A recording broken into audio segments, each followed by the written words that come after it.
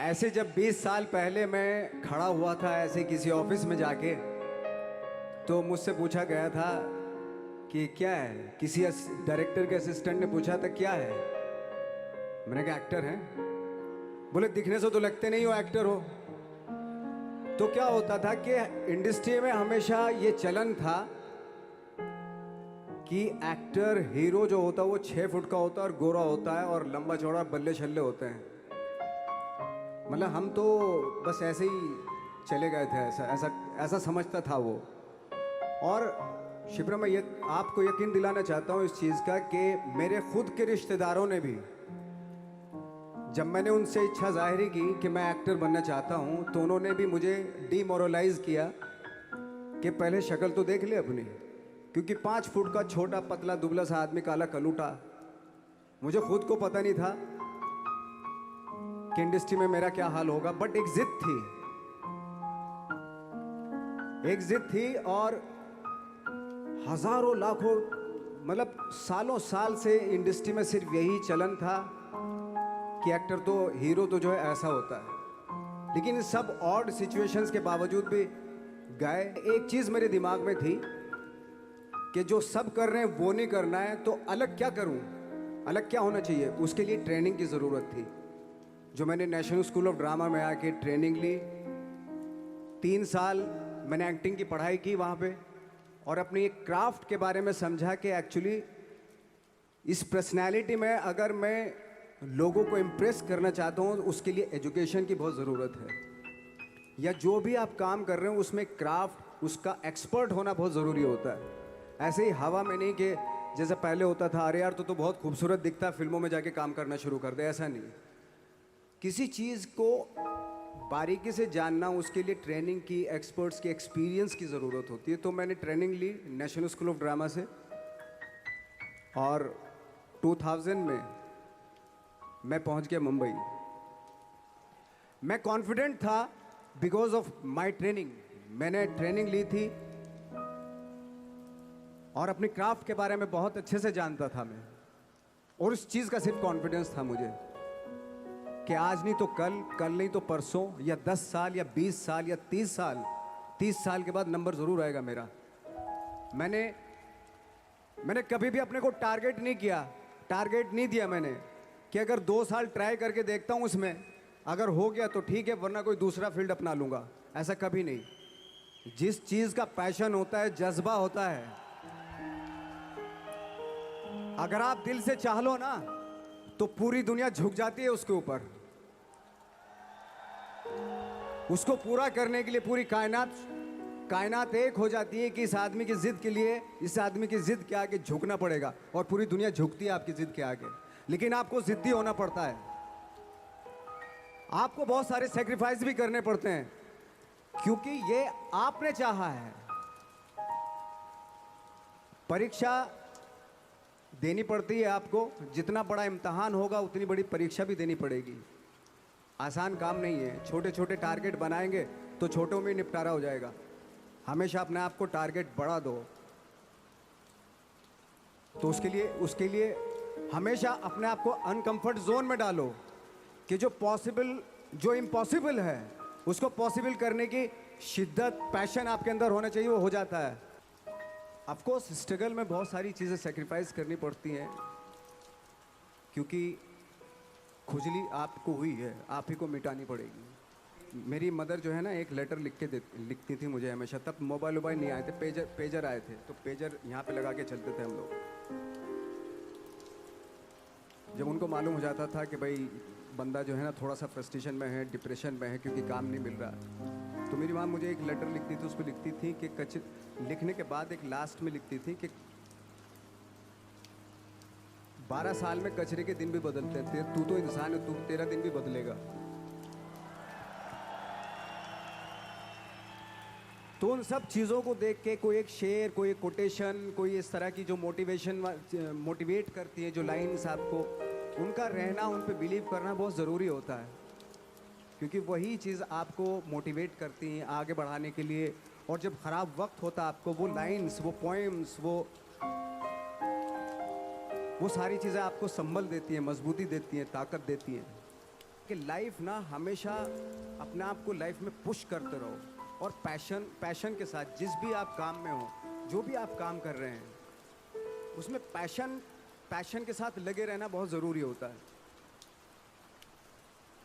क्योंकि पैशन से क्या होता है, जिस भी आप फील्ड में होते हैं उसकी डिटेलिंग्स मिलनी शुरू होती है। जैसे जब आप समंदर में देखते हैं, समंदर की जब गोता मारते हैं, नीचे जाते हैं, तो आपको एक धीरे धीरे बहुत कुछ दिखाई देना शुरू। ऐसी आपका भी फील्ड है, कोई भी हर फील्ड ऐसा ही होता है, उसमें असीम संभावनाएं होती हैं। जैसे मेरा मानना है कि आई एम सॉरी टू से, बट मेरा खुद का मानना है कि मैं लक पे बिलीव नहीं करता हूँ। मेरे सामने आज तक मेरे सामने लकीली कोई चीज़ नहीं हुई कि मैं लकीली यहाँ तक पहुँच गया। आज जो आप प्रोमो देख रहे थे, जो क्लिपिंग्स देख रहे थे मेरी, मैं लकीली नहीं पहुँचा हूँ यहाँ पे। मैंने उसके लिए मेहनत की है, मैंने उसके लिए नॉलेज इकट्ठी की है, मैंने उसके लिए ट्रेनिंग ली है। अगर लक पे डिपेंड करता ना मैं, तो अपने एक रूम में रहता, देखते हैं यार लक जब होगा तो हो जाएगा। मैंने कभी भी हीरोइज्म या इन सब चीज़ों पे बिलीव नहीं किया। जब आज मुझे बोलते हैं कि तुम तो स्टार हो, मैं सच आज भी मुझे यकीन नहीं होता कि मैं स्टार हूँ। मुझे लगता है कि मैं एक्टर ही हूँ और मैं आज भी ढूंढने की कोशिश कर रहा हूँ, नई नई डिटेल्स ढूंढने की कोशिश कर रहा हूँ कैरेक्टर्स की। स्टार्स का क्या होता है कि जब स्टार होता है एक जैसा होता है और 30-40 साल तक एक जैसा करता चला जाता है वो। मुझे वो नहीं बनना। अगर मैं ये करूँ तो शायद दूसरे दिन ही बोर हो जाऊँगा मैं। मुझे हर रोज़ नए कैरेक्टर ढूंढने हैं, किसी भी फील्ड में होता है, एक्टिंग के अलावा किसी भी फील्ड में होता है, तो मैं एक्सपेरिमेंटल ज़रूर होता। क्योंकि मुझे आदत थी कि मुझे जो ट्रेंड चल रहा है उसके अगेंस्ट, मैं बहुत रिबेलियस किस्म का इंसान हूँ। मैं आज भी हूँ, रहूँगा, क्योंकि मुझे अच्छा लगता है जो ट्रेंड चल रहा होता है उसके अगेंस्ट कुछ काम करना, चाहे मुझे अच्छा लगता है वो। क्योंकि क्या है ना कि जो चलन चल रहा है, आई थिंक उसको बहुत आसान है उस चलन के साथ चलना। उसके अगेंस्ट चलना, उसके लिए सालों लग जाते हैं। बीच बीच में आपको ये भी लगता है कि यार शायद पॉसिबल नहीं है, लेकिन जब पॉसिबल होता है ना तो तब बड़ा अच्छा लगता है। तब ये जैसे आज मुझे फील हो रहा है ना, तब ऐसा लगता है। सबसे आसान काम है, जैसे आपने बताया, नौकरी करना तो सबसे आसान काम है, लेकिन खुद से क्रिएट करना कोई चीज़, वो वाकई बहुत डिफ़िकल्ट है।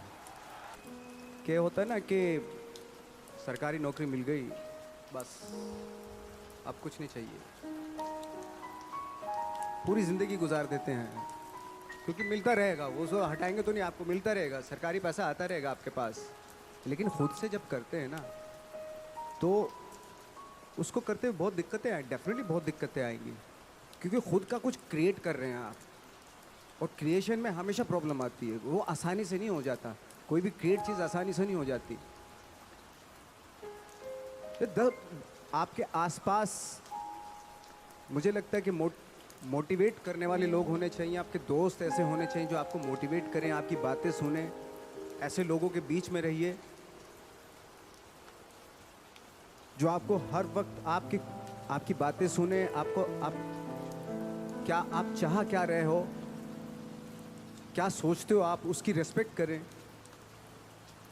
और सारे जो ग्रुप जो होता है वो उसकी थॉट को रेस्पेक्ट करके उसको एग्जीक्यूट करें, वो बहुत ज़रूरी होता है। तो हमेशा ना मुझे लगता है कि अवेयर रहना चाहिए कि मैं किन लोगों के बीच में रहता हूँ, वो बहुत ज़रूरी है। क्योंकि क्या होता है कि अगर आप डिप्रेस फ्रस्ट्रेटेड लोगों के बीच में रहोगे ना, तो आप भले एनर्जेटिक हो, टैलेंटेड हो, लेकिन 6-7 साल रहने के बाद आप भी वैसे ही हो जाएंगे, क्योंकि वो एनर्जी आपकी सब कर रहे हैं, आपको दे नहीं रहे, कुछ भी एनर्जी आपकी ले रहे हैं वो। तो आई थिंक वो बहुत ज़रूरी होता है कि आप किन लोगों के बीच में रहते हो, क्योंकि एनर्जी जो होती है ना वो एक्सचेंज होती है, एनर्जी टकराती है एक दूसरे से। 2 पॉजिटिव लोगों को यहाँ पे खड़ा कर दो, आपको पता चल जाएगी, वो एनर्जी मालूम हो जाएगी। या 10 लोगों में 3 नेगेटिव एनर्जी खड़ा कर दो यहाँ पे, तो वो 3 जो नेगेटिव एनर्जी वाले होते हैं ना, वो 7 लोगों की एनर्जी ऐसे खींच लेते हैं। ये है, फैक्ट है ये बात। एनर्जी तो सर्वाइव करती है ना, ट्रेवल करती है एनर्जी। मैं सच बताऊं, मैंने बहुत सारे इंटरव्यूज़ में ये भी बोला है कि इंस्पायर होने के लिए ज़रूरी नहीं कि बहुत बड़े बड़े लोगों को देखें आप। इंस्पायर तो आप अपने गांव में जो एक गणित का टीचर होता है ना, उससे भी इंस्पायर हो सकते हैं आप। मैं बहुत से ऐसे आम लोगों से इंस्पायर हुआ हूँ जिनका परफेक्शन था, भले ही वो कोई भी काम कर रहे हों, लेकिन उसमें उसका परफेक्शन होता था, वो ऑटोमेटिकली होता था। उसके पीछे आई डोंट नो उसकी क्या क्या थॉट था। फॉर एग्जांपल मेरे यहाँ पे एक मैकेनिक था, मैं सच बता रहा हूँ, उसको इतनी नॉलेज थी उसमें अपने काम में कि वो दूर से गाड़ी चलती हुई गाड़ी को ना बता देता था कि उसमें ये प्रॉब्लम है। बॉनेट खोलता था, सबसे पहले हाथ उसी इंस्ट्रूमेंट पे जाता, उसी अपरेटस पे जाता था उसका, जहाँ प्रॉब्लम होती थी। ऐसे हाथ किया और ठीक हो गई गाड़ी। तो ये मैंने सोचा ये तेरे अंदर ये क्या खास बात है, ऐसे तू कैसे सोच लेता है? कि उसने बताया, नवाज भाई मैं रात में सोता हूँ ना, तो भी पुर्जों के बारे में सोचता हूँ मैं। ज़रूरत है आपको अपना दिमाग खोलने की। सब कुछ यहीं पड़ा हुआ है, आप ही को क्रिएट करना है। मटेरियल्स यहीं, कंपोनेंट्स यहीं पे पड़े हुए हैं। कहीं जाके दूसरे शहर से, दूसरी कंट्री से नहीं लेके आना है, यहीं पड़े हैं, आपके आसपास ही बिखरे हुए हैं। ये आपकी अवेयरनेस पे डिपेंड करता है कि जो आपके पास पड़ी हुई चीज़ें हैं, उनसे आप क्या क्रिएट करते हो, क्या आपको डिस्कवर करना है। एक्चुअली आपको खुद की अपनी आवाज़ सुननी पड़ेगी। एक्चुअली मैं क्या करना चाहता हूँ, इस मामले में बहुत ही इंडिविजुअल होना पड़ेगा, बहुत ही प्राइवेट होना पड़ेगा आपको, कि मैं क्या करना चाहता हूँ, मेरे क्या थॉट हैं, मेरे क्या ड्रीम्स हैं। पहले तो सपने देखने पड़ेंगे आपको, और सपने में भी कंजूसी नहीं करनी चाहिए। सपने कभी कभी आप सपने देखते हैं, ऐसा लगता है कि यार ये तो पॉसिबल नहीं है, लेकिन पता है जो सपने देखते हैं वो पॉसिबल हैं, वो एग्जीक्यूट हो सकते हैं।